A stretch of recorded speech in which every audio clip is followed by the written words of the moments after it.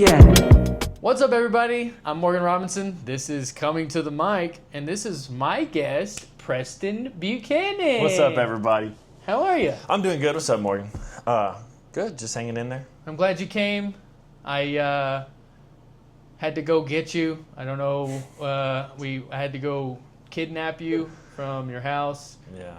So been hiding. Been not coming out. It's okay. I'm just really glad you came. You know, I've always enjoyed you, Preston. You got started right whenever I did. That's right. So you're like, if there's like a class of comedy, we're in the same class. That is crazy. We got started together. We were on our first podcast together. We were. Yeah. We were. On B-Rye's podcast. Yeah. Shout out B-Rye. Shout out B-Rye. Have us back on. You? Yeah, no, that is crazy. I did forget we started at the same time. So we were learning at the same time. You know, we both had really wobbly legs at the beginning. Like, we were like a baby bird, and now, what are we now? We are wobbly legs. We're still wobbly legs. But we're not just standing there, we're moving. Yeah. I think that's a really good way to put what we are. We were at wobbly legs, we didn't know what was going on. And then now we're like the momentum is forward, but we're still wobbling. Yeah, you know, we're getting there. Yeah. We're getting there, but we still don't know what's going on. I kind of know what I'm doing. Yeah. But I'm glad you came on, man. Yeah, no, that is cool. So you've been around a little bit longer than me, though. Like, you've been going, like, the comedians and stuff. Yes, yeah. This iteration of me and comedy, it's the same time. But I had a existing relationship where I did a couple of open mics just at the 806. Yeah. And I knew some of the comedians. That's cool. Yeah, see, I didn't know. I remember going to the circus room, and first of all, going to that bar is kind of a crazy thing in itself. Yeah. It's its own little entity. You gotta walk through the clown's mouth into the craziness. Yeah. I think the first time I went in there, I think I went through the back door. I didn't even go through the front door. I opened the back door, and I was That's the clown's butt. Yeah. Went through the behind the first time. The behind. Went through the behind the first time. I'm a fan of the behind door. But yeah, no, and it was just, and I was like, man, I don't know what's going on. Then Javi went up there. I was like, okay, that's pretty funny. And then, yeah, I was like, I don't think I almost left. I was like, no. But I did it. I went up there and I made a fool of myself, and now I have a joke or two. Now he has a joke or two. I have a joke or two. Look at you now. And they're funny, and people laugh. Even my parents. We laugh. And actually, not my parents. The people I don't know laugh. My parents don't laugh ever. No, I'm just kidding. But your parents are very supportive. Yeah, they're cool. They're funny. But yeah, no, it was cool. I did forget we started at the same time. Sorry, I keep mentioning that. That's crazy. No, yeah, I consider like you and then like Danelli, like we were kind of like came in right at the same time, you know, and it was I feel like it was at a good time too, because, I mean, I don't know how long it was before. Like, I know it was the numbers were down. Of people in Amarillo, of comedians in Amarillo, the numbers were down. Some people moved. It was right in a kind of a transitional period. Yeah. And now we have 2 or 3 more. And our careers, kind of want to call it a career. Our time being comedians lines up right with the beginning of the circus room open mic. Yeah. Which is what this is right here. Boom. Little clown. Yeah. Silly goose. Yeah. It's still around. We're moving days around. Moving days. But it's still we're there. finding the right day. But hey, it's there. It's staying alive. No, can't kill that, Mike. Nope. But that was your first open mic? Yeah. So that was. Yeah. I did. I don't know why I did that one first. I think it was just because I was off that day, kind of thing. I saw I think it was because I missed the Crack and Crab one the week before. Because I was like, oh, it's going to be this Wednesday. I was like, oh, it's every other week. And so, like, I was like, all right. So I went to the circus room. But, yeah, no, it was really cool.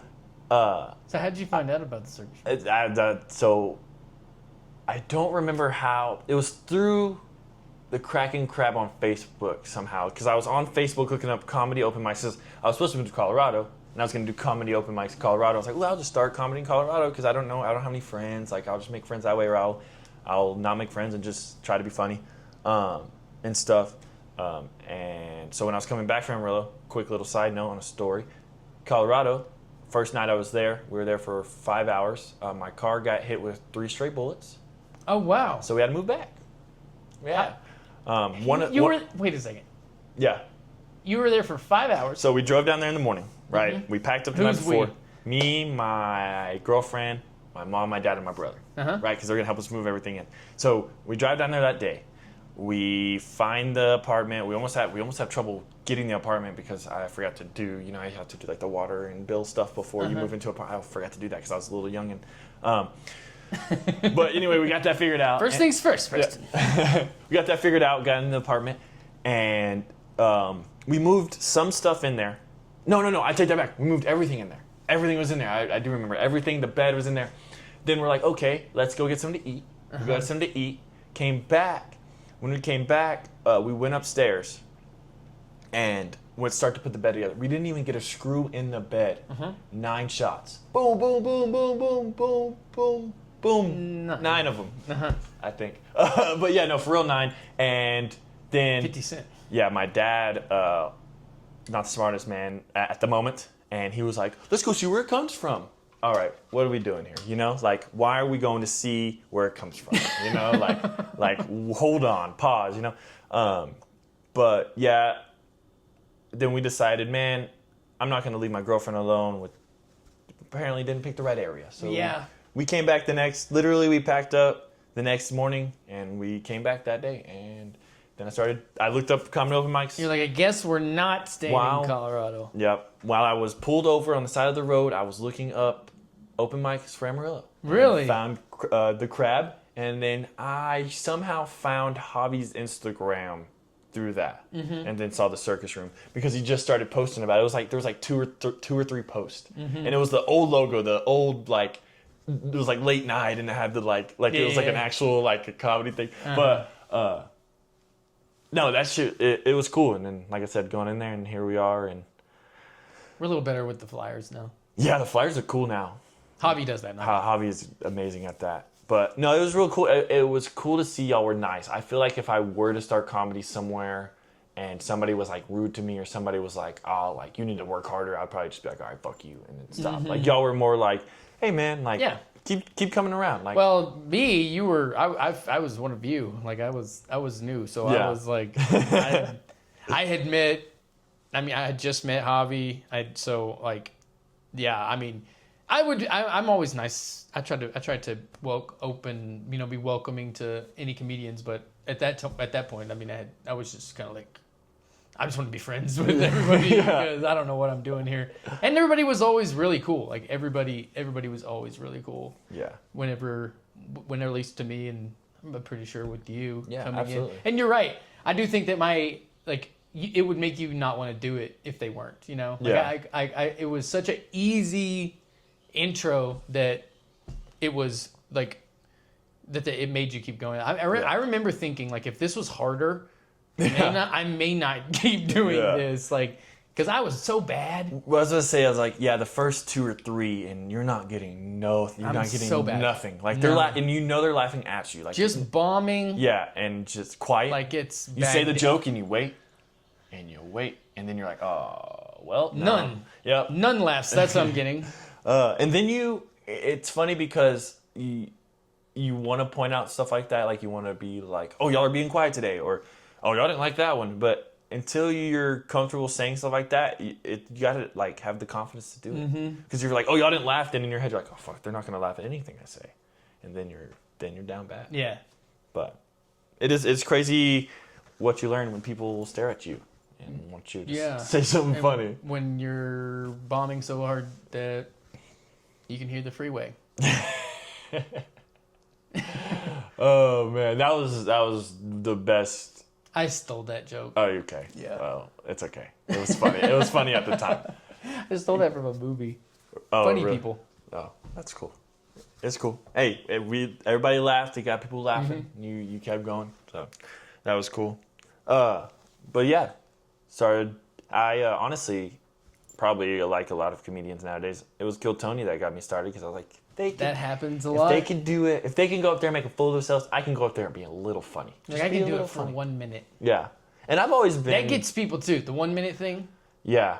It's funny when people do it and they're like, 1 minute's longer. Because they'll say the joke, oh, I thought that was 1 minute. It's like, well, you did 40 seconds. Yeah. It's like, you still had like two or three jokes. Well, you've prepared for shows before, and like, I'll have a 10 minutes on the dot prepared. Yeah. Because I need to get 10 minutes. And then I'll do it, and it was like 8 minutes. Yeah. You're like... On stage, and it's like, because you have a propensity to rush through what you're doing when you're more nervous. Yeah. When you're relaxing, doing it in your apartment, it's like it goes so much slower. Yeah. And that's part of getting to be a good comedian is being able to take more of that on stage and have it be more calm and more confident. And I remember I want to get into your coming to the mic story. Cool. Where are you from, sir? I'm from Amarillo. You're Texas. from Amarillo, Texas? Amarillo, Texas, yeah. Amarillo, Texas. You're at the yellow city. Not a lot of us from Amarillo, Texas. That is kind of crazy. Mm-hmm. All y'all came from little small towns. Very weird. And I don't know if that is what that is. If that's a coincidence or what. But. So you, Colin, are from different towns. Mm-hmm. Zay and Colin are both from Booker. That's right. Zay's from a different town. Jacob, he's from White Deer. Oh, he is from... Which is close to Clarendon. That is crazy. And then Javi's from here, though, right? Javi's from here, yeah. He's one of the Amarillo guys. One of the few, okay. No, I was like, man, I know there's at least one. And then Larry's from Dumas. Oh, yeah. Which is not as much of us... That's a small town to people. Yeah. They have a Taco Bell, so they're not that They're good. And a Walmart. They're a Walmart? Mm-hmm. Bro, towns would kill for a Walmart. Yes, we would. We don't even have a Dollar General in there in Clarendon. Wow. In Clarendon? We did, but it burned down. Oh. Nobody's replaced it. It's a big problem with my mother. She's probably complaining about it right now.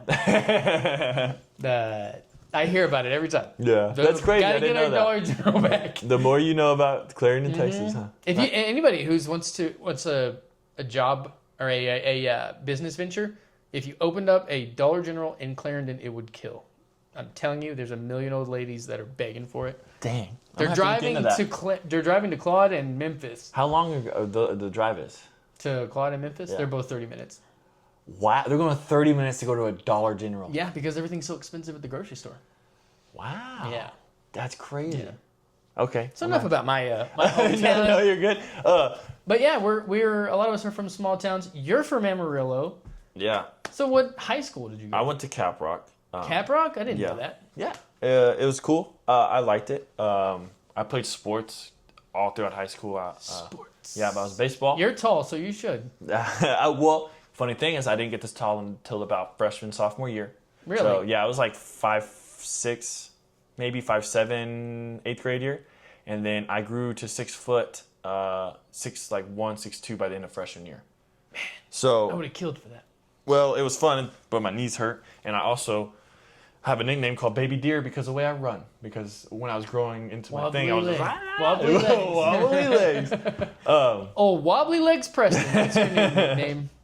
But yeah, no, I played sports and I did choir. So when it came to like being in front of like on a stage in front of people, I was in choir. Uh-huh. So I liked attention a little bit. I had a solo in I forgot about this too, but I had a solo in choir, and it was during Christmas thing, so it was the Grinch part, and I did like, I couldn't touch you with the 39.5-foot pole or whatever right now. Uh-huh. But anyway, but before that, back it up a little bit, that was in middle school. This is the same time. There was a talent show in middle school. I don't think I've ever told y'all this. Original story. And choir, Preston. Wait, was it? No, take it back. We're going to go back further to elementary school. Going back. All right. Okay, 5th grade elementary school talent show. And me and this kid we would write songs on the playground. We would write songs, bring it to the playground, and we were a boy band. Boy bands were kind of a thing, you know? It was, you know, and so we were trying to get girls and trying to be a boy band. Bands. And so it was me and him, and we performed an original song at the talent show in 5th grade. Most embarrassing thing I've ever done in my life because it was a terrible song. I still remember some of the song. But then I remember people behind us or after us sung Hinder, Lips of the Angel by Hinder. Or it was the other way where they sung it first and it was cool. And then we went up there and we're like, weird original. Anyway, same guy. So this is cool. Same guy that I did that with. We're in middle school now. And we did a puppet sketch. And you want to guess who the dummy was? Me. You. I was the dummy. And so that was cool. I have so that. He was like a ventriloquist? So he was a ventriloquist. I was the dummy. Okay. So y'all wrote jokes? And we wrote jokes. So it was your first joke writing job, huh? Yeah. How old? This was 6th grade year. So you wrote a joke in 6th grade. That's pretty cool. I don't think I wrote a joke until I was 30. And it was, I don't really remember all of it. There's, like I said, it's videotaped somewhere. I need to ask my parents if they have it somewhere. They have to. But one of the jokes, it was a dumb repeating joke. And I was like, I'm from Toronto. And he was like, Toronto, Toronto, Toronto, Toronto, Toronto, Toronto. And Toronto. And I like yelled, I was like, Toronto or something. And they erupted. It was the crowd. It was just this. I like I said, I forgot the joke. I forgot the things that we were saying. I'm surprised you don't do your Toronto bit. I don't remember it. It was a long time ago. Sounds like you just say Toronto a lot. And I think what happened was Sounds great. I wish I would. I kept the funniness, but I wish I was trying to be too cool in high school. That's what it was. And so like after middle school and I started getting into sports, I started getting too cool. You're too cool for school. And it wasn't like I was too cool for school, but I wanted to be a part of the cool people. I was like, I want to be in the cool sports group, but I wasn't a cool person. We all want to be cool, I was a goofy kid that was and played video games. I didn't have social. I was very bad at socializing. I wanted to do it and I did it. I was bad at it. But yeah, no, that's crazy. I did that in 6th grade.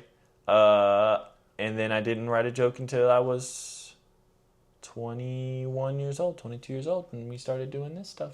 So what made y'all want to do the ventriloquist thing? I have no idea. Maybe it was Jeff Dunham. Jeff Dunham was big back then. This was 6th grade. I was, how old were you in 6th grade? Like 12? 11, 12? The Blue Collar Comedy Tour. Yeah, this was like Jeff Dunham was the man. Like he was the only like. Wait, did I just lump him in with the Blue Collar Comedy Tour? He's not one of those guys, is he? No. No, because that's like Larry. Larry. That's Larry the Cable Guy, Bill Engvall, Jeff Foxworthy, and the big one. Yeah, the big one. I don't know why I lumped him in with that. I just agreed because I don't know stuff. Anyway, he is the ventriloquist guy. And this was when he was big, so I think that's what it was. We like kind of bonded. Hey, did you see that comedy? And that was probably the first comedy special I saw was him. Was doing the ventriloquist stuff. Not live, obviously. But so we started talking about it, and then that's was like, oh, well, there's a talent show coming up. And I'm like, oh, well, you want to be the dummy? I'll be the dummy. Ha, ha, ha. You know what? You're like, I got this brilliant idea. Yeah, I'm going to be the dummy. But yeah, no, that is cool. I need to see if I can pull out some archive jokes. Yeah, dude. And pull them out at an open mic. Some 20-year-old jokes. If I ever start saying Toronto, just be like, oh, this is it. We're bringing it out. We're doing it. We're doing it. But yeah, no, and then I was in choir in middle school and the beginning of high school. So like being on the stage was always cool. I always liked the attention. You liked the adoration? Yeah, I liked, yeah. And then I started being in sports, so that was that. Then I became a cheerleader. You're a cheerleader. I was a mascot. I'm finding out so much about you. Yes. So I went to go be a mascot, and then they were doing the jumps. So I was like, I'll just be a cheerleader. So I became a cheerleader, and that helped me with being more social and talking to people a little bit more and not being this awkward kid that just is like awkward chilling there. So that helped me out. But anyway, back to what I was getting at was I've always been the looker of attention, the attention seeker is my girlfriend. Oh, you like all the attention. But something I've always known is I like to earn my attention and earn it in a funny way. I don't want to earn it in a dumb way. You don't want to just get it given to you. Yeah. You want to earn it. I want you to laugh. I want to say a joke. I want you to laugh. And I'm going to say jokes until you laugh. Yeah, I always like that about you. You like to earn it. But yeah, no. So that's kind of what it was, and then I started writing jokes, or it's like, let's write jokes. So when did you? So okay, now we're cutting to you writing jokes. Yeah. When did you start do your first? How old were you when you did your first? So that was 6th grade. We did our little script thing for 6th grade. We practiced it. Like we practiced it daily. Like it was like we didn't mess it up. We like the show in our eyes flawless. Oh my gosh, we could have done better. Because you've done it like 1,000 times. Yeah, we were. Oh my gosh, it was so good. But yeah, 6th grade, and so then when did you write your first joke after that? I mean, it had to have been around the time I was moving to Colorado or moving back. So like, yeah. So who was before that? Who was in like what kind of comedy did you like? That's kind of what I was getting into. Besides the ventriloquist, I've never really been into comedy. You weren't really into comedy. I never was. Never watched stand up. Like stand up, like the only stand up person I watched other than Jeff Dunham was like the big one. So like I watched Gabriel Iglesias. Okay. I was real big into his first special that he got big on. When he talked about the OnStar, he's like, OnStar. Like, that was the funniest joke to me. Like, that was real big. And you saw it on what? Netflix? Yeah, honestly, probably cable TV, to be honest. Comedy Central kind of stuff. I watch movies, like, I really like Jim Carrey, Will Ferrell, like, Adam Sandler. Obviously, Jim Carrey's one of my favorites. Yes, I relate to that, too. Like, when I was a kid, the comedy that I really loved was the movies. Yes. It was more than... I love stand-up now, and there are no really great, funny movies that are new. Yeah. But, like, growing up, like, what we would just bust a laughing at is the movies. We'd watch movies over and over, watch Dumb and Dumber. Yes, yeah. Life. Freaking Ace Ventura. Ace Ventura. The Mask. Yeah. So those movies like that were like my real source of comedy. Yes. Yeah. So, I don't know if I would say I developed a style that way, but that definitely is what makes me laugh the hardest. I don't know if you ever get this or not, but have you ever like found yourself writing a joke and then like halfway through it or like after you're done, you're like, man, this would be an amazing skit, but it's really hard to explain in a joke format, like a comic. Like this needs to be physically played out. Yeah. Which is cool because that itself is way harder than writing jokes because then you have to write the screenplay anyway. But yeah, you should start writing skits. No. Okay. That's why that comes from me writing, not being able to write story jokes. I have very hard time writing story jokes. We talked about that, Mike. Recently, not about you not being able to write story jokes, but we talked about how you suck. How hard it is to do story jokes. You know, some people are really really good at it, but then stories should be some of your best like content or some of your best jokes. I feel like, but they're when you start writing a joke, when you start writing a story joke, you think, well, I'm going to tell this story, and it's such a great story that it's going to carry its weight, and then they're going to get to the end, and the punchline is going to be worth it, and it's like. First off, you realize that there's like not enough laugh lines in between the beginning and the punchline. So you're like, I gotta chop it up and make get some laughs in between there. Yeah. And then you get to the end and you're like, the payoff was not what I thought it was. Like that was really funny in my mind and in real life, but that was not the story. Joke. It's a true talent. Like it's a true. It really is. Yeah. Like, and we have guys that can tell good stories. Like Javi has good stories. We got Colin and Saul, but they are tough. Yeah, it's hard to. It's hard to write a story and make it. I always thought too, when I first got into it was. Coming around. It always had to come around to the beginning. Mm-hmm. So I would try to do beginning in first and then fill in the middle. And I realized that it's easier for me to fill in the middle and then find something that connects the 3 or 4 little jokes. Yeah, well, you're already thinking more than I was thinking. I would never write a story. I've got a couple stories that are all right. Yeah.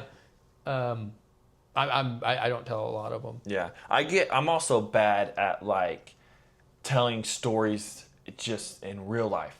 Like, if I'm going to tell you a story about my past or something, I will leave something out. I'm like, oh, I forgot to tell you about this part. Uh-huh. And when you're doing the joke, you can't do that. You got to do it in the way. And it's still got to be joke format. It's still got to be there's still got to be set up punchline.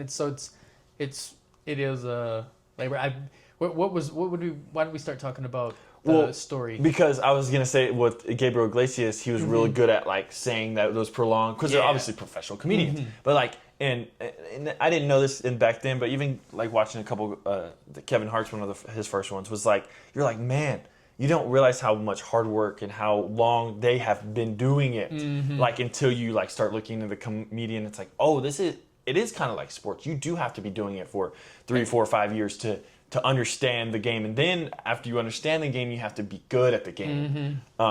So it was cool to, as I was writing or trying to write and do stand up and stuff as I was older, to figure out all this coming up. Yeah. And that's kind of what watching Kill Tony has helped me a lot, because even he's like, oh, y'all think I'll just get up here and do it? It's really not that easy, is it, guys? And you're just like, oh, he's right, you know, like. And that is one thing that Kill Tony has done. It's made so many people. I don't know why it looks easy, I guess, on Kill Tony. Yeah. But there's a lot of people who have decided that it's easy from watching Kill Tony. Yeah. And maybe it's the 1 minute thing. I don't know exactly. Yeah, because they don't think it's that long. But we have had a lot of people that come to the open mics and they're like, my style is Tony Rocket or whatever. Is that his name? Casey Rocket. Casey Rocket, Tony Rocket. And so it's like, and then they try to do that. They try to kind of trying to be that, which is like, I think it's good that it gets people into it, but they come to it with a misconception. But that's what we're for, to kind of be like, all right, here, find your own voice. Yeah, and that's the thing too, is it's crazy when people, like, even yourself, you have to realize, like, did I do that joke because it was me, or did I do that joke because somebody else did a joke like it? Yeah. And I think I can do the same thing. Yeah. Which is a really good point. Yeah. When you're trying to find your voice. Yeah. Like, you have influences. There's no way you can't. Yeah, you're gonna have to watch somebody. Unless you're just somebody who doesn't watch any comedy. Yeah, which is. So you're gonna be comparing or trying, like because I'm like watching. I watch a lot of specials, so I'm clearly like influenced by people. Yeah. But you can't just be like writing stuff that's. You can't be so influenced that you're doing the same thing. Carbon copy almost. Yeah. And it's crazy because after watching so many, because I started watching a lot more specials and stuff like that, and seeing the different styles of different comedians, like, and we're talking about like Adam Sandler and Jim Carrey and Will Ferrell. I watched Adam Sandler's recent stand-up. I know it's probably been like 2 or 3 years, but his recent stand-up, I'm like, oh, I've never seen his stand-up. Let's see how he is. Music one? Oh, maybe. I don't. Not the music one. Maybe it was the one after. Okay. I thought there was one after that. It was 100% Fresh. I think he did do one since then, but the music one. The music one's kind of funny. That's the one with the phone wallet keys in it. Yeah. Okay, that one's funny. Okay, that's funny. But that's more like a skit thing. I always say that, and people are like, "What are you talking about?" Bro, I say that. I'm like, phone. I know the whole song. I show people the song all the time. Don't leave your house without your phone wallet keys. I forgot my laptop. Also,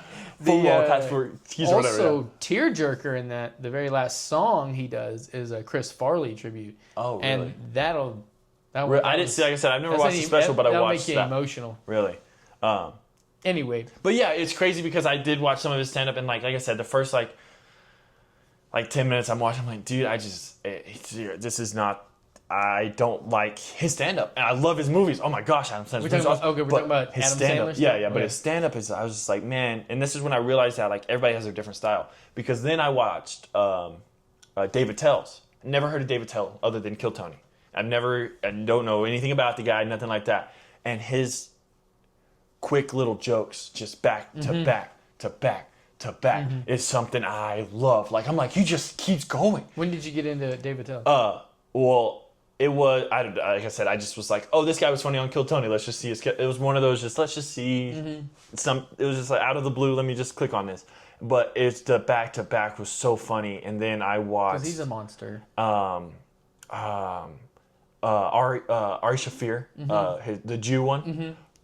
Another just fantastic. Because I have not seen it. It was a different style because that one, he's explaining to you where he comes from and how like they live their lives, but then he like makes fun of it, but he does it in like this way of like, damn, I learned something and he made me laugh. Yeah. And just the skill to do that and just the years you have to do to get to that level is crazy. Yeah. And that one is, I have not seen it, but it is that one is kind of revolutionary, and like he's doing, it's just over being Jewish. Yeah, yeah. The whole special. Yeah, it was strange. It was not strange, but like I said, I didn't know what I was expecting, but yeah, it was funny. Yeah.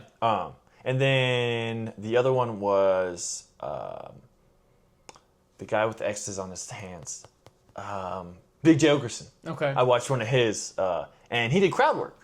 And that was like a whole new thing for me too. I was like, oh, and that kind of made me be better at doing comedy because I was like, oh, it's not just one. Everybody has their own thing, and they're funny because of their own thing. Same thing with like Shane Gillis. That was the first comedy one I watched after my little not doing comedy stuff. That was the first one where I watched it and I said, oh my gosh, that would be so fun to do comedy. Mm-hmm. Like that was like, oh, he's pushing the line. Mm-hmm. Like, he is over the line. He is standing over the line, and he doesn't care. And not like which one that was. The Beautiful Dogs. Beautiful Dogs. The one he's talking about his special nephew and the grilled cheeses. Grilled cheese, Danny. Yeah. Or he's talking about the military and how he doesn't want the military guy to fuck his girlfriend because like Navy SEAL. Yeah, bro. Like it was just like, bro. He's talking about stuff that like you would think like, oh man, like. You be careful, and he just didn't care. He was just like, yeah, here it is. Like, so, but I think those, some of those jokes that, like when you start to relate, like you watch comedy and it's one thing, and then whenever you watch comedy and you're doing it, you look at some of the like, you realize that some of the stuff that would seemingly be so embarrassing you wouldn't want somebody to know, ends up being a really good joke. Yeah, and that was something that was like in my head was like, that's that was a like kind of a breakthrough moment where it's like, because I don't like telling people things that are embarrassing, but I realized that if you will, it'll almost always be a good joke. Yeah. So that's and I've been kind of the opposite, like throughout my life. I'm fine with messing up funnily. If it's funny I messed up, that's fine. If it hurts somebody, then I'm like, oh wait, hold on, I'm sorry. Yeah. But like one time it's that my restaurant job. They called me. They're like, hey, go to the store to get an extension cord. It's like, cool. Then they called me. Well, the manager at the time had kind of a little bit of a Spanish accent, and I couldn't really understand what he said. But they call aluminum foil paper. So he said, get foil paper. And I thought he said toilet paper. So I had a $100 bill, a $10 extension cord, and I bought $90 worth of toilet paper. Brought it to the store just for them not to need it, and I had to bring it back the next day. Yes, and then I also learned that if you put hot water over... What did you learn by that? That I learned to double check what they said.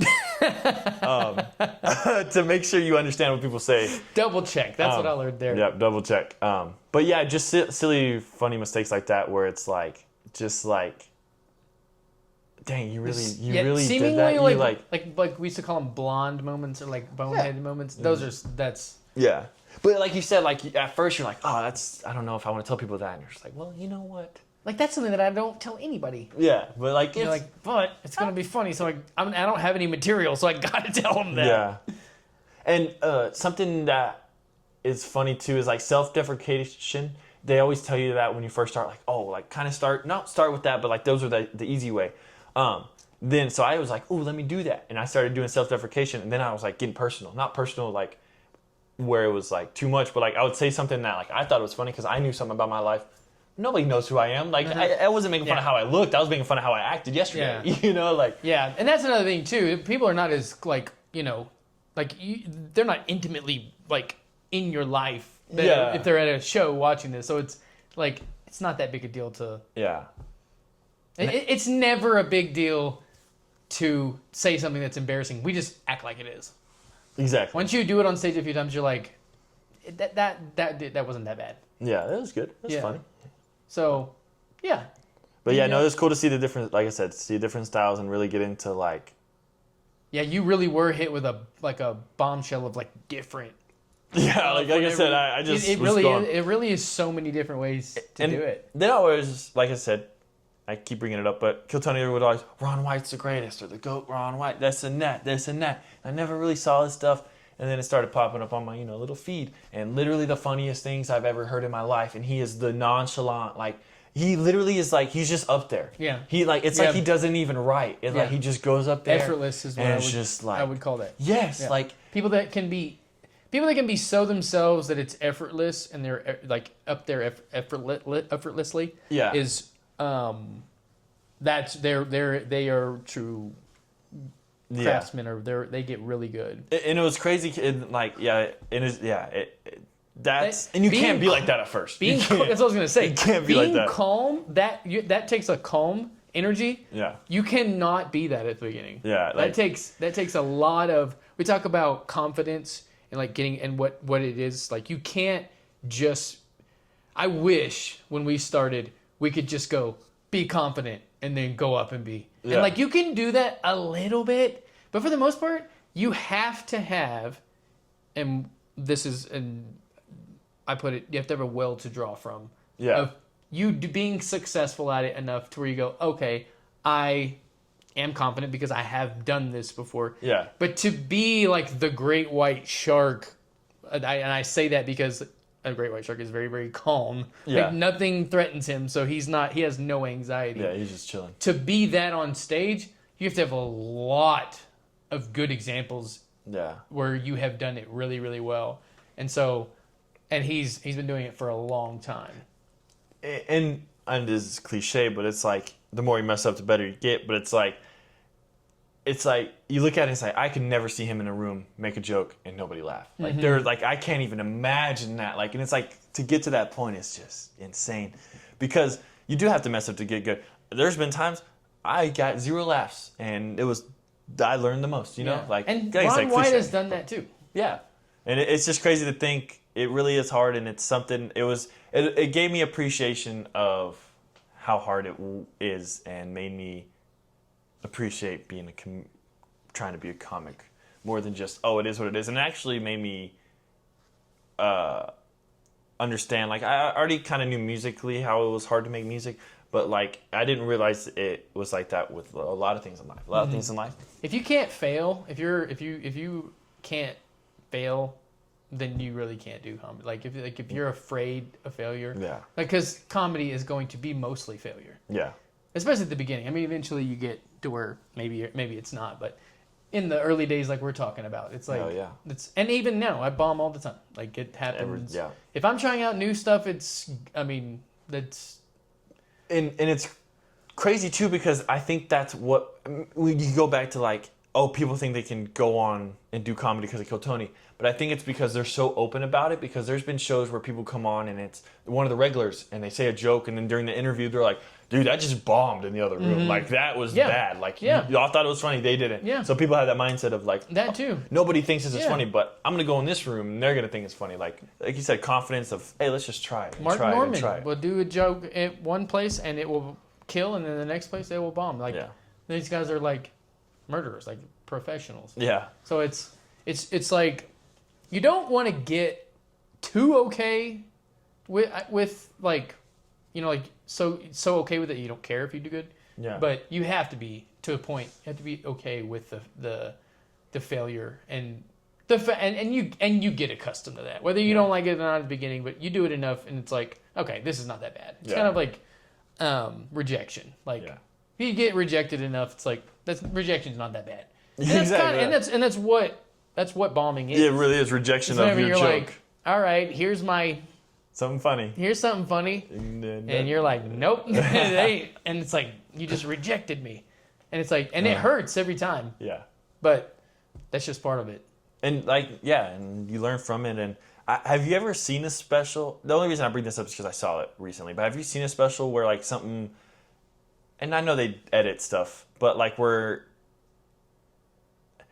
okay, the example I have is I watched Tony Hinchcliffe's last thing, and there's a part where he's talking to the crowd, doing this little crowd work joke thing. He asks a question, and the question is supposed to be answered a certain way, and you could tell it was answered that way his whole time. Yeah. And he even said it. He was like, the answer, he goes, I did this joke how many times, and nobody's ever answered it like that. Like, to put that in his special is so crazy to me. It's like, he's so open and like, and he still made it funny, obviously, and stuff. That's why he kept it in there. That's the problem with relying on the crowd. They will do wily things. Yeah, like they will, like, you think crowd work is easy, and you think, Matt Rife, I couldn't do that. Yeah. He's been doing it since he started. Like you can't just call somebody out and just start bashing on them without it being funny. Like that's not fun. I haven't done this in a while, but I used to write a few jokes that would be like that would require audience like I'd be like I ask a question and I would try to make it where there's only 2 options for them to pick, and then like I would have a joke for both,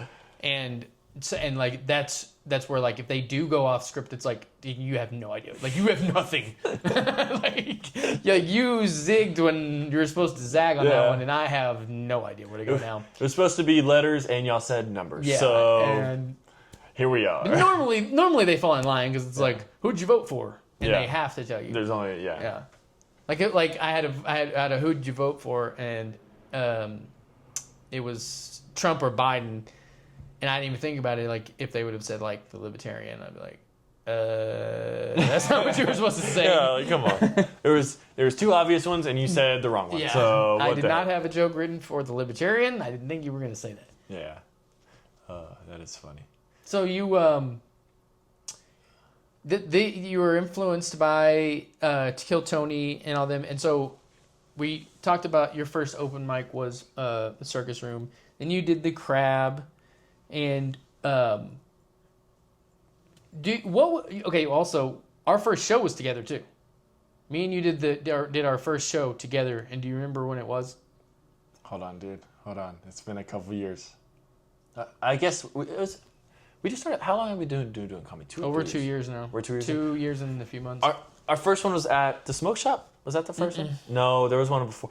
Oh, the rapper one where we were the only 2 comedians. Yep, just me and you. And everybody in there wanted to listen to music, and we were not the music. And we were not good. The room, we had a whole dance floor in front of us. I feel like you did decent at that one. I did. I was great. I didn't do good. I was so nervous because that was literally the first time I'd been on a stage. Yeah. See, and I think that's the only difference between me and you was I've been on the stage a couple times, 2 times for a total of maybe 10, 20 minutes. That's honestly the difference.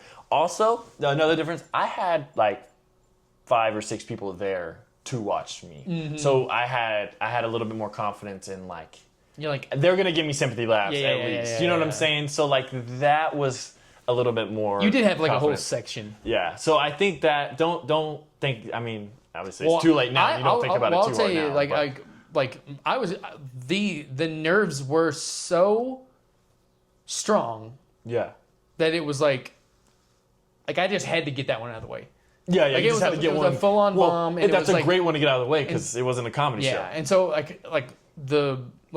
the nerves from show 2 compared to 1, substantially better. Still bad, but substantially better. That makes sense. Because the first time, and I remember there was the speakers that give you the sound back. Yeah, and I was like, we could put our notes up here. And I used my note card and put it right there. Yeah, because you don't want to be that comedian that reads off stuff. Yeah, but I mean, but I was so nervous about that show. And I don't think I ever even looked down because I felt, I don't know, that was like I said, it was a weird thing because we were trying to fill a room that wasn't like there was a good 6. No, I'm not even 6. Like 10, 15 feet. 20 feet between the first people. The first people. Because I think they're prepared for, the crowd to stand up and, dance and stuff. Get jiggy with the music. Rap music. Yeah. Which is cool. Yeah.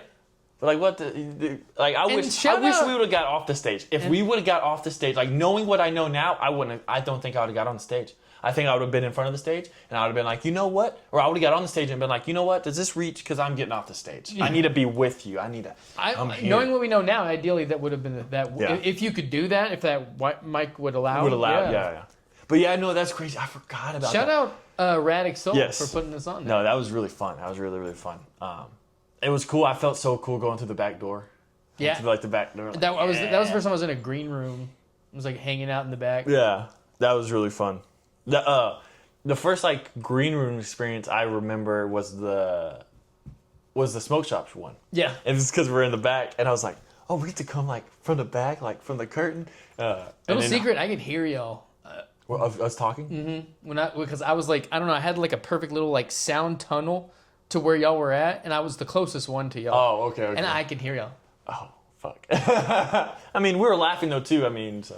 But that's crazy. I didn't know that. I don't know what you said. I mean, I could just hear. We were talking. Yeah. Dang, that makes me feel bad. Hopefully nobody. I don't think anybody else could. Okay, it was just like a wind thing. Yeah, it was just like I was just like I remember being like, dang, that's crazy how far away they are, and I can still hear them. One of my favorite things about that show was, like I said, everybody was coming from the back, and then Javi made a freaking WWE entrance, and he came from the back of the crowd. I was like, what a guy, dude. I was like, always being different. That shit was awesome. That shit was only head shop show I think we've done. Yeah, I was 420 not expecting. Show, I wasn't expecting, but I wanted them to ask me back. Almost no smokers there, dude.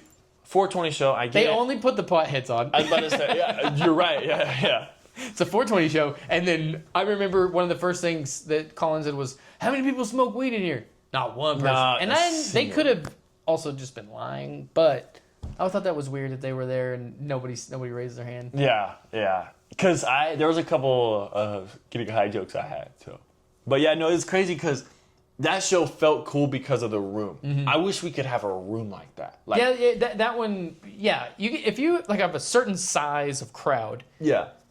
The closer, the smaller the place you can get. Yeah. For that, the better.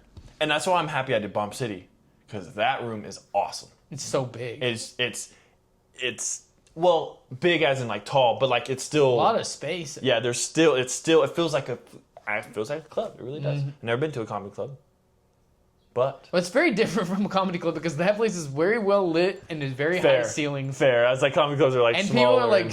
People are like sitting like spacing that way and this way. Oh yeah, you're right. Which is not a big deal. No. But no, it's cool. I like the little stage setup. Honestly, it's really what I like. I like that. I do like that venue a lot. It's almost like a theater. I wouldn't say it's like a theater, but it's just very open. Yeah, it's cool. I like performing anywhere. By the way, I'll go anywhere. Anywhere. So you're open to shows, huh? I'm open to shows. Colin might listen to this. Ooh. I think we did this the first podcast we did too. It was like, No, I think it's Colin. Honestly, I remember I did say that. When it comes to like the shows and stuff, how they like, everybody's really good and not like nobody's an asshole. I don't think like everybody's real cool about like, oh, like I'm cool not being on this one, or hey, like even Jacob was like, hey, I really want to be on this one, and everybody's like, oh, that's cool. Like, like it's cool to have that versatility of not everybody being mad that they're not. Yeah, I don't feel like there's any animosity at all. Yeah. And we all come and show up. Like, I didn't go last night. I was working. But anytime I get to go, like, yeah, I've heard y'all's jokes all the time, but let's go see it let's go laugh. I just love the environment. I just love going. I love seeing other people enjoy y'all's stuff too. I'm like, bro, they've been working on that. Like, I've heard that joke 5 times, and this was like, y'all are getting to see it now. Yeah, y'all are getting to see the perfect perfect part of it. Yeah, so. I won't miss them. Like it would be hard pressed for me. Like if I had, obviously I'm doing something else, I would miss one. But I love whether I'm on the show or not, just being there. Seeing, like you said, seeing people see the jokes for the first time, and it was a packed crowd last night. Yeah, there was everybody there. Yeah, it was like all the seats were filled, and there was a bunch of people standing up too. Oh, that's cool. It was a really good show. Everybody did really good. It's cool to see that too, because then we can keep building and do other shows and stuff like that. So. Javi did good. I gotta give everybody a shout out. Javi did really good. Shout out Javi. Larry did really good. Larry did awesome. Colin was the host. He did really good, and Jacob did really good, and Saul closed it down. How was Saul? I haven't seen Saul in a little bit. Was he good? Oh yeah. I was obviously, but he's talking about the World Cup a lot. Oh dang! Yeah, he's really big into the World Cup. Missed him on the last one. But it's okay. I told you that you need to be prepared. Oh, no. You had homework for this podcast. But I didn't tell you till you got here, so that's not really homework. It was more like a pop quiz. Yeah. This is a pop quiz. Pop quiz. Well, I have my... I was going to ask if that's what that was. That's my Mount Rushmore of comedians. Okay. Louis C.K., Dave Chappelle, Eddie Murphy, Richard Pryor. Who is you can start with your first one. Who's your favorite comedian of all time? I'm glad we started with where I came from because like I said, all these people, honestly, I've seen some of Chappelle's stuff. I've seen Louis C.K.'s beginning stuff. The other two I haven't seen really other than Eddie Murphy in movies. So, and That's part of the reason he's up there is movies, but his stand-up too. And I'm 25, so I'm not really that old when it comes to, like, these are kind of a little older comments. So don't make fun of me with the, he doesn't know what he's talking about. They're much older than me too. No, These are the guys to me. On mine, oh man, I mean, I know he just started out, but Shane Gillis is probably Shane, you can't. He is, like I said, deny the skills. Had me just cry. He is the first special I was crying the whole time, like not crying, but like laughing, and I did not laugh. Like, do you think he's your all-time favorite? Probably right now, yes. Comedy, stand-up comedy, put him on stage. My favorite one, yeah, probably. I wouldn't argue with that a bit. Someone that I watched his podcast a little bit more. His last special, Cheeseburger, not his last special. I need to watch it. His White Noise was good, but Cheeseburger from Andrew Santino. Bro, he is hilarious. You know, a lot of people don't mention Santino. Santino's good. He's good because he stays in his own lane. He doesn't go, he does the crazy stuff, but the Cheeseburger and the joke about, he talks about plastic straws. Like, that's so funny because, like, I don't see anybody joking around about the plastic straws and the turtles. Like, everybody's like, save the turtles, and literally everybody agrees with that. Yeah. Save the turtles, and he's like, what are you talking about? We're flipping that on its head. Yeah, like, what are you y'all just making this up? I don't know. Watching him and then watching how he interacts with Bobby Lee on the podcast is just amazing. I feel like I like Santino. I feel like I can, like, take a lot. Like, there's certain comedians that, like, I really, really like. Yeah. But I can't take a lot from them. Yeah, they're just good. I'm not putting a lot of them in my act. Yeah. Santino's a guy that I feel like I could, Yeah.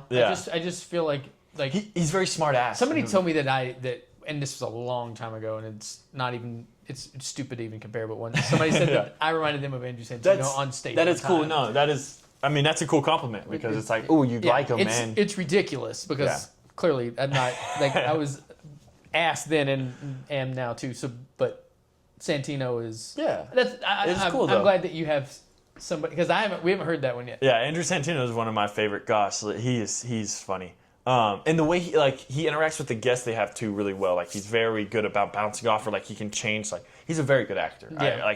Even him and Ricky Stinkey was really good. Like it was one of those things. Like, man, why wasn't he an actor first? Kind of thing. He does have a lot of acting gigs. He does. He was in Now You See Me. He was like this asshole in Now You See Me, Now You Don't, or the new like magician movie. He was like this asshole in the crowd. But that was pretty cool. I haven't seen that. I just know he was. I haven't even seen it, but I know he was in that TV show with Little Dicky. Yeah. Dave. Dave. Yeah. Yeah. No. I'd probably Mount Rushmore. Probably Need my two own. more. You got my own. You've got Shane. I'm gonna say this Santino. one, but it kind of goes back to what you said. I couldn't take anything from him. Like, I couldn't really not learn from him, not in a bad way, but like, he's so good at it that I'm never gonna be this level. But Ron White's on my Mount Rushmore. Okay, yep. We have had a Ron White. Anytime, at least one.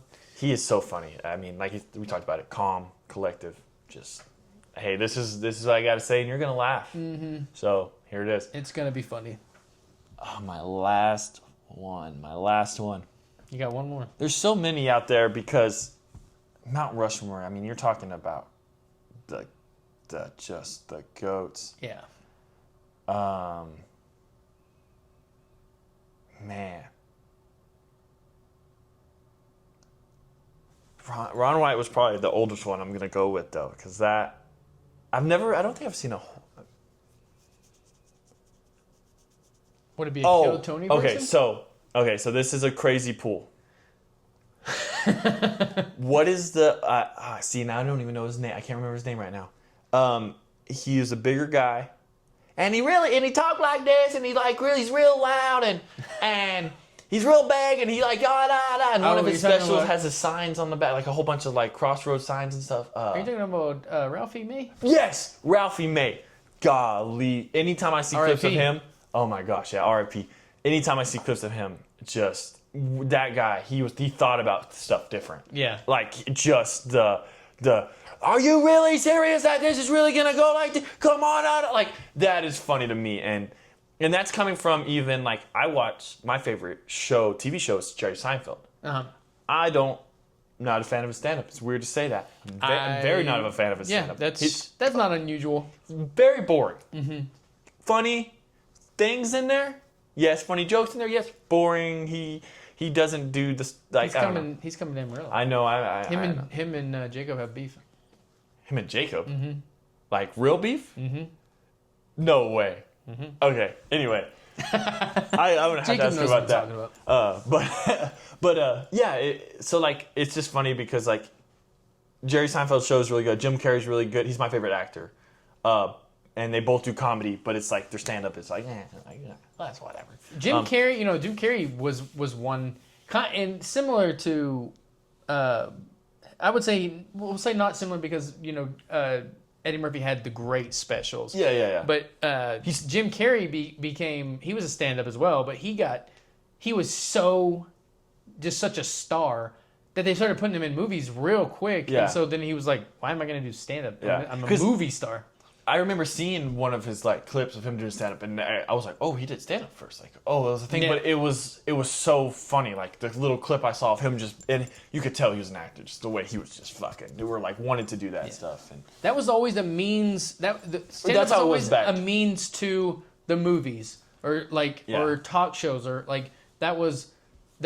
That was stand-up wasn't always the end goal. It was for some people. Yeah. But that's where it's different now. Where like anybody who's really good at stand-up, like they just want they do probably want bigger things, but the stand-up is always at the forefront. Like the guys that we talk about, like Shane Gillis and a lot of the guys that you said they weren't.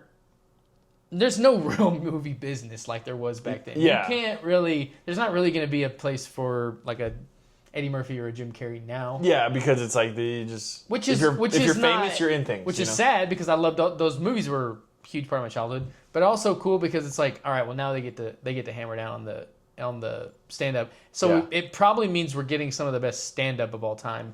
Because it's people that are not distracted by anything else. Yeah, I agree with that too. And like dumb question. Harlan Williams, was he ever a stand-up? I believe so. Okay, because he's fun. I know him from movies. Yeah, I know him from podcasts, but I think he does stand-up.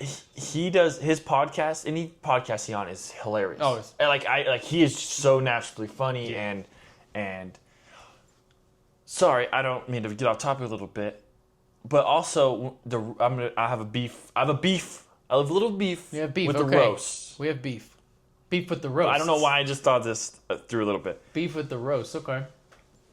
But anyway, we were talking about Harlan Williams funny. Honorable mention, Harlan Williams, if you did. I love you. We have honorable mentions. And then another honorable mention, because I have to say it, it's Sam Talent. It's because he was one of the first comedians I saw live ever. And he made me cry laughing. And he's funny on anything I see him on, too. Also, don't you feel like if you naturally or organically discovered a person, they like mean more to you? They're a little, it's kind of like an artist too. Like it's like I know this guy, and then I saw him blow up, and it's like Which I Hannibal Buress was that for me for a long time. I loved Hannibal Buress. He hasn't put anything out in a long time, but I remember I found him on my own, and I was like, I love this. You're like, Hannibal Buress is a great comedian. Yeah, he's not doing much now, but I like how we. I feel like I was like that with Nate Bargatze too. Like. He already saw him before he was. He had a couple. I think he had 2 specials on Netflix, which that doesn't mean you're obviously not a hidden gem. He got 2 Netflix specials, but that was also a long time ago, and there was not a lot of people talking about him. Nobody had ever told me about him, and I just was like, I'm gonna watch these 2. I think my cousin Will Drakeley might have actually told me to watch him, but I remember being like, that was amazing. That was crazy. That's cool. Do you know who Dusty Slay is? I love Dusty Slay. So that's how it was with him. Is like I saw him on when Netflix had they had like 4 or 5 comedians. It was like an episode, like an hour episode, and they had like 3 or 4 comedians, and they each did like 10 minutes or whatever, right? And it was one of those, or it was like each episode was a different comedian or something. And his episode of him being on there, and I was just like, this guy he's a great killer, joke bro. writer too. Like, and that's the thing. It's like, it's not that, and he is naturally funny. His podcast, he is funny. But like when he was on stage, you could tell he was right. He's like, he wrote this down. Like he sat down and was like, oh, this and this is funny, and this and this. And it's like people are just built different. A little bit about Dusty Slay too. He was I don't see him on a lot of podcasts, but he did go on.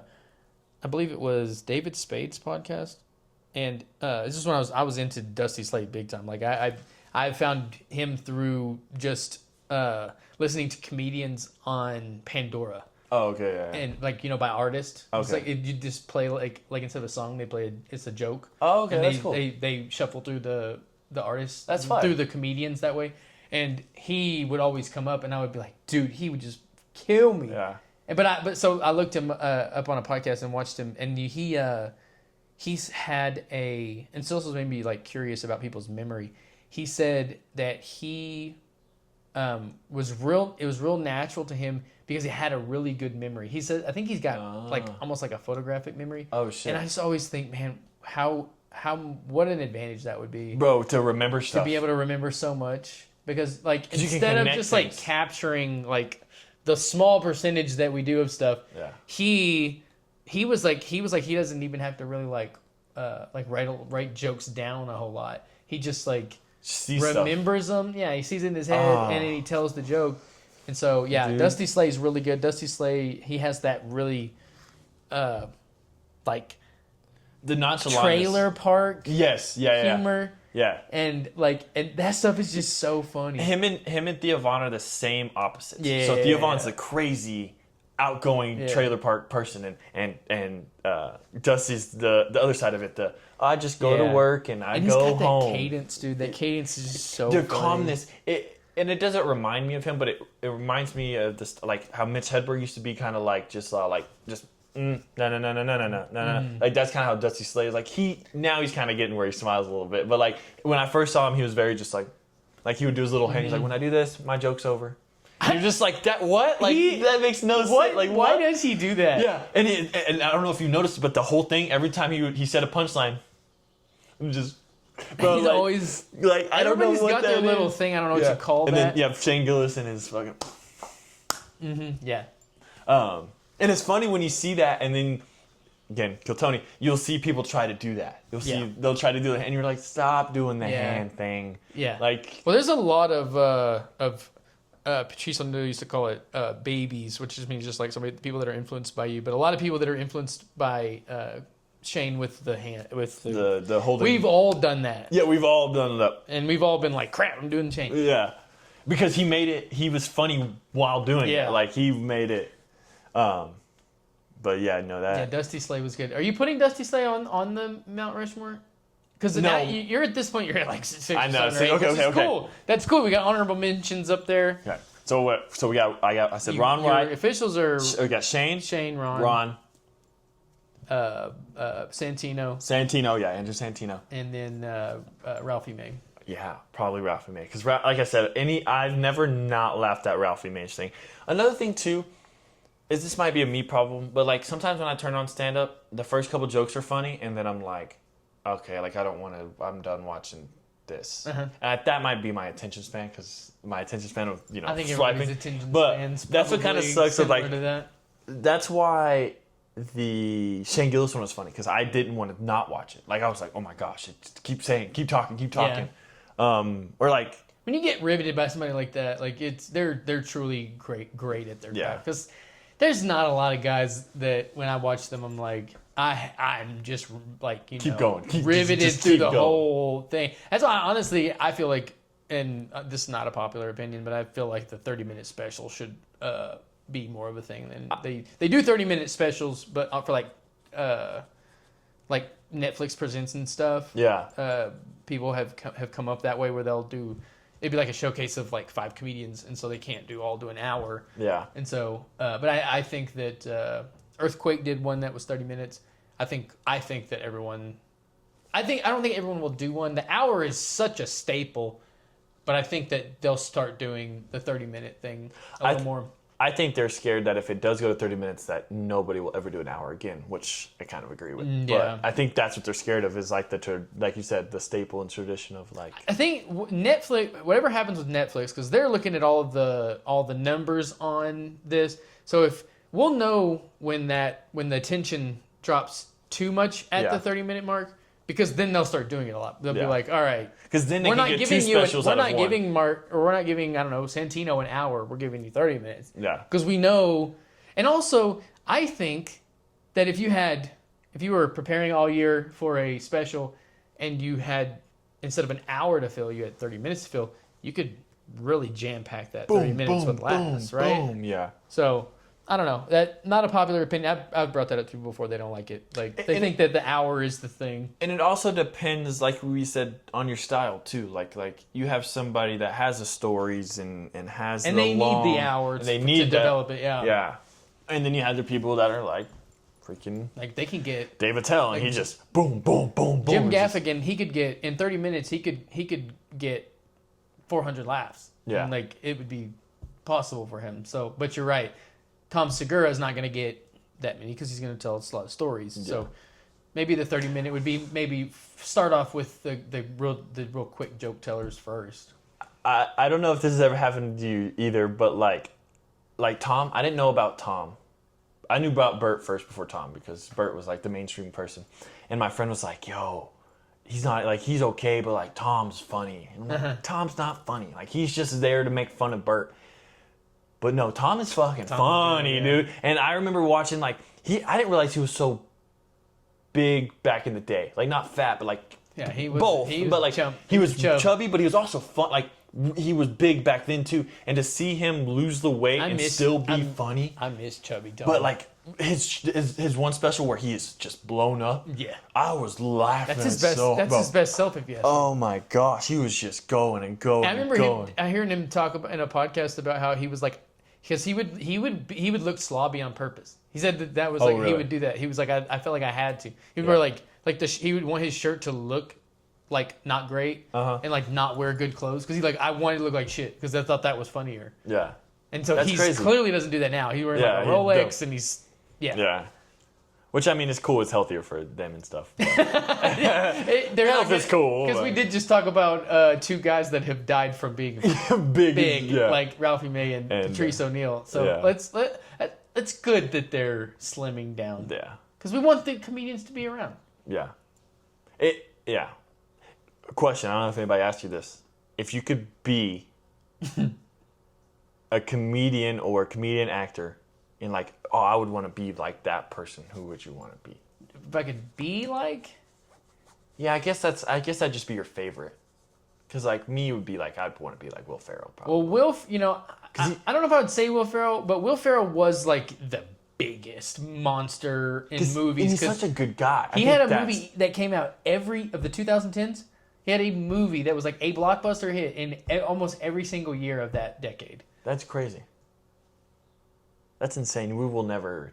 I don't know the true numbers on that, but he had a lot of movies in the 2010s. I don't think we'll have stuff like Adam Jen. I don't know that we'll have even like Eddie Murphy movies, like all those movies he made, and like all the Medea movies that what's his name made. Like, I think we won't have those again. Those movies used to be the blockbuster. Yeah. I don't think we'll have a comedy lead in a movie weekend again. I don't think that. I mean, I don't know about again, but not for a while. I mean, it hasn't happened in so long. Yeah, and even like Scary Movie 6 came out. And if they don't feel like they can make money off of the movie, they're not going to make it. Yeah, I don't know if you saw the Yvonne movie. I didn't know how I waited. You should. Boys. I watched a little bit of it because I had to go do something, but it reminded me of like Joe Dirt, like not in the trashy park aspect, but it reminded me of like there was just people that thought of a funny idea, and let's just film it, let's just have fun instead of it's comedians making a movie, So it was pretty good. David Spade and Theo Vaughn making a movie, so and they put comedians in it. You know, Stavros has made a movie. You know Stavros? No, I don't. Stavi Halkias.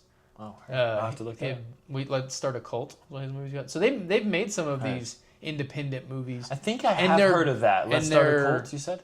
Let's Start a Cult. I think I have heard of that. Yeah. And Stavros is an amazing comedian too. Yeah. Stand up. But they make these independent movies and they're good. They're just not ever, and honestly, that's probably where they come back, where they go, all right, it doesn't take that much money to make this movie.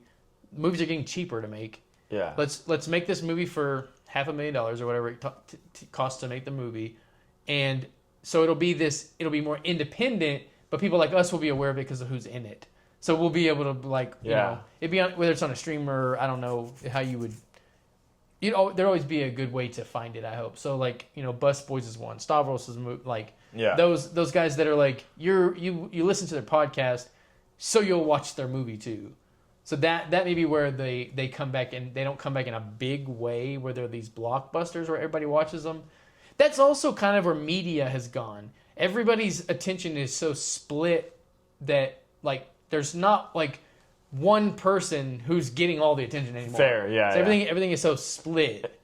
That's what I was about to say too. Is when they make quick, they're making all these movies. Stuff moves so fast that you make a movie. It takes a minute to make a movie, right? Yeah. So you make a movie this year, it doesn't come out to next year.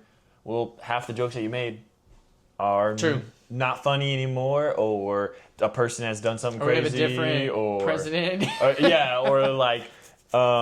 It's just not in style anymore. Yeah. You know what I'm saying? So, I mean, I'm not saying it's easy to make a funny movie or movies at all, but... They used to bang them out. But damn, they used to do a very good job. They used to do a great job. Lorne Michaels is producer on those. What's the guys that does Superbad? He made those. He made Freaks and Geeks and all those movies. Just the raunchiness of them, too, is just... fun. And I can't really, I don't know. There's a lot of things you can't do in movies now. There's a lot of, obviously. So maybe the moral of the story is that, stand-up is stronger for it. I think, stand-up is... Because we got to get our comedy somewhere. You're right. And that's why, you're right, that's why stand-up is bigger now, is because there's not movies that do it. The comedians are... Because that was whether you were listening to Pryor... Murphy, Carlin, all those guys that were big back then, whether you're watching them or not, they're not making a million specials. There's not that many of them. The majority of people were getting their laughs from movies. Yeah. So fair. Even us growing up, we said we didn't. Yeah. We watched comedians, but the funniest were the movies were. Yeah. And so we had that outlet, and now the outlet's not in the movie, but we still. That's why Netflix puts out a new special every week, so. It's clearly getting watched. People are taking it in. Yeah. So maybe people like us, maybe that's good because we don't care about being in a movie, obviously, but we just want people to enjoy stand up. Yeah. That's the best thing that Kill Tony has brought to us is that so many people are interested in it because of the Kill Tony. Yeah. Kind of craze, and so they go to the shows wanting to see it. They go to open mics wanting to try it. So it's given us attention. More to talk about and stuff like that. Or just giving people being like, oh yeah, stand up.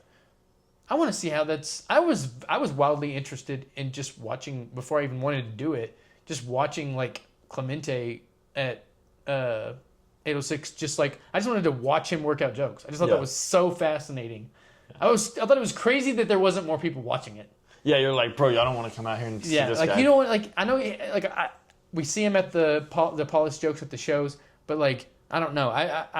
It was it's way, to the process. Way more. Yeah, I was just way more into it than most people. I all things comedy, or I'm just can't know enough. So not everybody's like that. No, I was the same thing with music. When I see any videos of people in studios working on songs, I'm like, oh my gosh, this is so cool. They're literally making this song that just blew up. Yeah. I didn't really know you were that into the music. Yeah, I like music a lot. Yeah. I used to try to make beats. I was not very good. I played the bass, the big bass, and then like I said, I sang. But I was trying to make beats at one point. And I was really bad at it. A lot of comedians are failed musicians. Yeah, I have rhythm, but I'm very bad at creating rhythmicity. There we go. I can follow along. We make up words on this show. Rhythmicity. Rhythmicity. Yep. You don't have rhythmicity. But yeah, no, that's. I mean, it's crazy. Like I said, to see like some people are naturally funny. Some people go up there and they can say stuff and it's funny, but like most all of them write shit down and it's like a process and it's to try it out. Yeah. It's this. And People also watch it and go, "Oh, you just get up there and you be funny," and you're like, you don't realize it's like. You write your first joke, it's terrible, and then you go up and perform it, and it's terrible, and then you or you think something's so funny, you're like, oh, dude, tonight I'm gonna say this joke. Yeah. And you get up there and you say all the jokes, but the one you wanted to say, and you're like, man, I have to wait a whole other week to say this joke. Or bombs. And your little silly joke, you make a little silly joke that don't even make any sense, and that's the one. And they're like, oh, yeah. You're and like, you make that one? Yeah. Like, okay, so we're going off that one. Okay, cool. So now I can try. All right, so this is what I'm going to talk about now. And just they're like, go back to the weird little goofy thing you said. Oh, man. But the next thing I wanted you to do is, you've been doing this for a while. You know, I'm going to encourage you to come to the mics more. I want you to get more into it. You did your show at Bomb City recently. You did good. I haven't talked about that much, but you did really good at Bomb City. Thank you. I'm glad I did good. What was that, like 2 months ago? Yeah. Had to be like 2 months ago. That's Zay's first show. Yeah. It was Zay's first show. And so I felt like you had come off the break and done, because you had been on a break, and you were strong and you did good. I was glad to know that you could, like for myself, that you could take a break and still come back. And it, because I always in my mind always think that you're just gonna fall off a cliff. Yeah, because that's not what happens. No, and I didn't like straight go into it like I did. I don't know if I ever told you about doing the mic in Wichita, but it was kind of reminding me of mics here. I showed up, there was like 2 people at the bar, and I was like, all right. And then somebody was like, here for the open mic. I was like, yeah, and like, cool. And they gave me a thing to sign up, and I went to sign up, and I was the first name on there. First name. I was there I was on time, like I was maybe 5-10 minutes early, and so I was like, all right. So I put my name on there. It's me and this guy, and then there's this other guy that wasn't really talking to us, and then all of a sudden he started talking to us, and he was a comedian, and then like 2 or 3 or 4 of their friends showed up that were comedians, and I was just like, is this how people feel when they go to our mics? I was like, I don't know anybody. Went up there and did bad. I got a couple chuckles, but not really it was bad. But one of the comedians said they liked one of my jokes. So I was like, man, I'm going to take that and I'm going to run with it. Yeah, you really hold that. That's a jewel to put in your pocket if someone says that to you. Yeah, so it's cool. But I don't know. Did you ask me a question already? Yeah, you were just talking about doing the mics in Wichita. I did not ask you the question yet. Sorry, yeah, What were we talking about? Don't make me talk about that. Don't make me talk about that. No. Hold on. It's okay. You're about to cut this part out. It's fine. Oh, the Bomb City was your first show.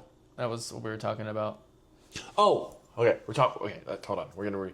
Yeah. We're talking about Bomb City being my first show, and we're talking about taking a break. You said taking a break. We'll talk. Well, I'll answer your. You said something about if you fall off a cliff. You said you fall off a cliff. That's what I always feel like. If you take a break, then you're gonna suck. Yeah, I don't think you fall off a cliff. And like I said, I didn't stop doing it. I did the open mic in Wichita. Didn't do very good, but I did practice a couple times. I went to 1 or 2, but I was scared too. I was like, man, I really tried to prepare myself for that one because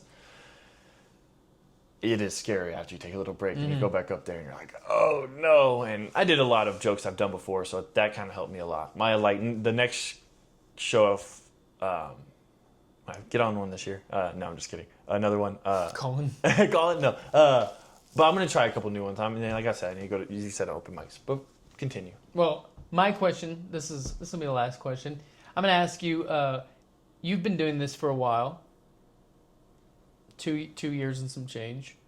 And what is some advice that you would give to a young comedian starting out? Or maybe not, just, however, like what jumps out at you in your mind where you're like, man, if I'd have known this, that would have been good. Or just something very obvious to you now that wasn't obvious in the beginning?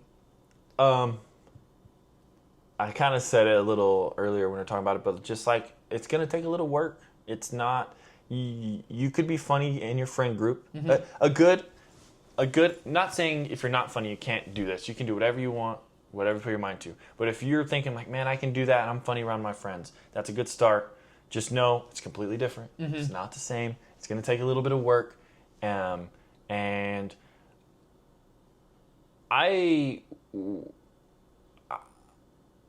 just be yourself. I wish somebody would have told me that a little bit more. Mm-hmm. Because I try to watch people and it's like, oh, I need to do it like that, or I need to do it like that, or I need to do it like that. Yes, you can look on YouTube how to write a joke. Yes, you can look on different processes on how other comedians write jokes. But be yourself.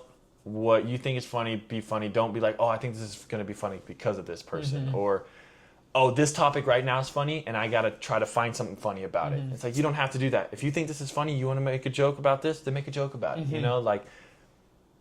So you said two things there. You said, be prepared for the work. Yeah, like because I think that's something that's good. Understand that it's going to be a laborious activity. Yeah, because you might not think I was fully aware of that when I started because I'd taken so long to actually get up on stage. I'd written a lot. Yeah, and so I understood that. I had never actually told a joke and it got laughs because I hadn't done that yet. Yeah. But I did understand how. I didn't understand a lot, but I did understand that it was hard to write a joke. Yeah. So I think that's good. I think that's good to be prepared. Strap up. Yeah. That maybe you don't. Maybe especially the Kill Tony crowd go watch Kill Tony. Sees that they crush for a minute, do the interview, and it's that doesn't seem like there's a lot of work involved. Yeah. But if you come into it and go, there's not a lot of work involved, and then you realize how much actually is, you're probably going to be like, this is going to be a bummer. I don't want to do this. Just be ready for how much work it's going to take. Yeah. If you really want to do it and you really want to be the person that goes and tours and goes to this show or that show or this show, and then you gotta do a lot of stuff. It's not just being funny. Being funny is one of it. You gotta work a full-time job, and then you gotta go do your mics and you gotta write. What was the other thing I said? The other thing was be yourself. Yeah, that's kind of cliche. I mean, that's not cliche. We have gotten that because it is so important. Yeah, and people lose that a lot. Yeah, and so making sure that you're ready for what's in store, the work, and then just don't just find your voice. Yeah. Because I feel like finding your voice is one of the most important things. It's also really one of the hardest things. Because I feel like when you're up there, I'm not seeing myself. I'm seeing you, and I'm like, okay, he's developing his voice, whatever. But I'm not seeing myself, and so I'm like, I don't know. It's a trickier thing to do to develop a voice to develop your own voice. I feel like. Yeah. But then when you start to, that's when you really start to thrive. That's true too. Because I mean, at the beginning, I went from I didn't know if I wanted to try to do it where I'm like, how you guys doing? Da da da da. Because I really like comedians that are like that are very monotone, but they say funny things, And I realized that that's not who I am. I'm the person that goes up there and I'm going to be crazy. My hands are going to go everywhere. I'm going to be making movements. I'm going to be looking this way. I'm going to be looking that way, And it was hard. It was crazy because I didn't want to copy anybody. And Saul's like that. Saul's the same way. He's very active and da da da da. And I was like, man, I feel like I'm doing it. I even told him that one time. I was like, hey, man, I want to go up there and do this, but I don't want to seem like I'm still in stuff that you do. And he was like, you're not. No, you do it a lot different. And I didn't realize that. I never even realized that. Mm-hmm. And even Larry, I feel like Larry's even different than Saul and than me.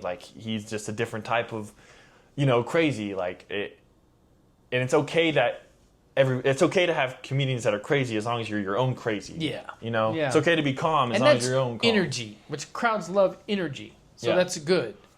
But you just, and try different things. That was my next thing. Your own style of that. And don't be afraid to try stuff. Like I said, my first open mics, I was very da da da da da da da. We don't get that one very much, and I think about that all the time. Like the very monotone. No, about trying new stuff. Like I feel like if that's really good advice, because I feel like if you like were to be like, all right, I'm going to do this like this, high energy, something real rapid fire, and then the next, you know, if you're really just trying to like find stuff, just doing this, even maybe just doing the same thing, the next one completely different. Yeah, just the completely different tone, or being like a physical comedy. Like, is the punchline going to be my movements? Is the punchline going to be my face, or is it going to be what I say, or is it going to be? And do that one time. Yeah, and then just do it completely different. Yeah, explain it one time and then do it one time, and then do half and half, and like.